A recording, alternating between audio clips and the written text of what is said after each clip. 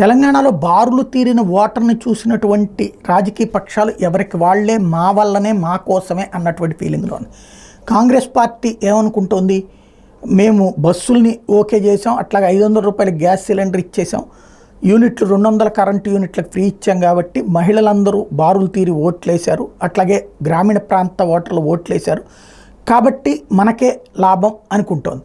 అదే సందర్భంలో BRS ఏమనుకుంటోంది, Congress party మాట తప్పడం, ఏదైతే అందరికి ఇంటికి ఇస్తానన్నటువంటి 2,500 ఇవ్వకపోవడం, ప్రతి మహిళకి ఇస్తానన్నది, అట్లా నిరుద్యోగ భృతి ఇవ్వకపోవడం, రైతు బంధు ఆపేయడం, ఇట్లాంటి వాటన్నిటి మీద ఆగ్రహంతో ఉన్నటువంటి ఓటరు వాళ్ళకి వ్యతిరేకంగా మాకు అనుకూలంగా వేశారని భావిస్తున్నారు బారులు తీరి ఉన్న ఓటర్లను చూసి.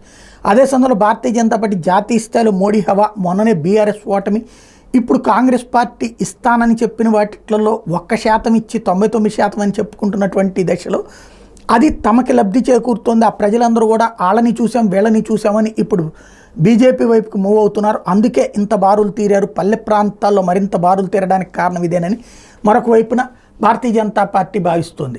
ఏది నిజమన్నటువంటిది ఓట్లేసిన ఓటర్కి తెలియాలి, ఆ ఓట్లని నిక్షిప్తం చేసుకున్నటువంటి ఈవీఎంకి తెలియాలి.